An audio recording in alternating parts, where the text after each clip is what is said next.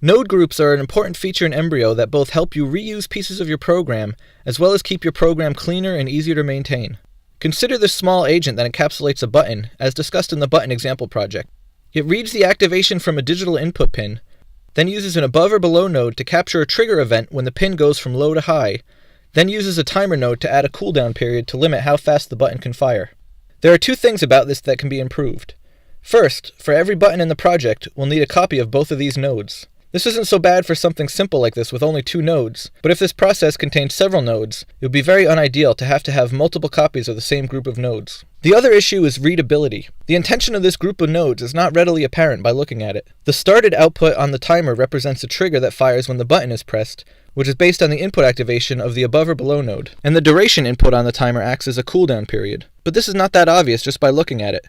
And the rest of the inputs and outputs on these nodes are not really related to this and only clutter up the screen, making it more difficult to understand. A node group is another kind of node screen that lets you define a group of nodes once, then use that group multiple times in your project.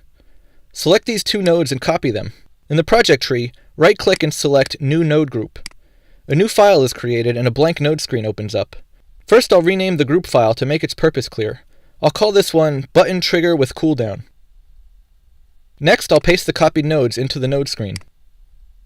Now I want to make the needed inputs or outputs external so that when this group is exposed by a single node, the relevant inputs and outputs are accessible. Do this by clicking on the icon that looks like a plug. When you click this button, the input or output is given a red outline, indicating that other node screens can connect to it. The inputs to this group are the activation on the above or below node and the duration on the timer. You also want to rename inputs and outputs so that their meaning is clear. I'll leave the activation input alone, but I'll rename duration to cooldown. The only output that this group will expose is the started trigger on the timer, which fires when the input activation goes above the threshold and the timer is not already running. I'll rename this output clicked to better describe what it means and make it externally available. On the bottom right of the node screen, you're used to seeing a refresh rate dropdown. Node groups are different than agents though.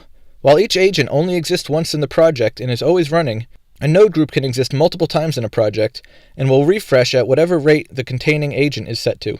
Instead, there is a Save and Cancel button. When you are done making changes to a node group, click on the Save button and all of the copies of this group will be updated. Now that this node group is defined, I'll add a copy of it to the original agent.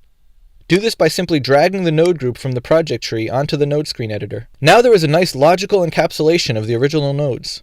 There's a name on the node that describes what it does, and the inputs and outputs are named appropriately. I'll delete the original nodes, connect the controller input activation to the new node's input activation, and set the cooldown value. Even by replacing just 2 nodes, I've made my program much easier to understand at a glance. You can have as many instances of a node group as you need. Each one contains its own copy of all the nodes in the group. I'll go back to the node group editor to say a few last words about node groups and contrast them with agents. First, node groups cannot contain input or output nodes. Connecting to a pin on your Arduino must be done on an agent. If input and output nodes were allowed on node groups, then every instance of a node group would have a connection to the same pin, which would be problematic. Also, because when you add a node group to a node screen, it makes a copy of all the nodes in that group. You can't add a group to another node group that would cause an infinite loop. For example, you can't add a node group to itself. So to sum up, node groups are a great tool for both reusing common structures of nodes in a project, and just as importantly, they make a program easier to understand by making the intention of a piece of your program clearer to a human reader.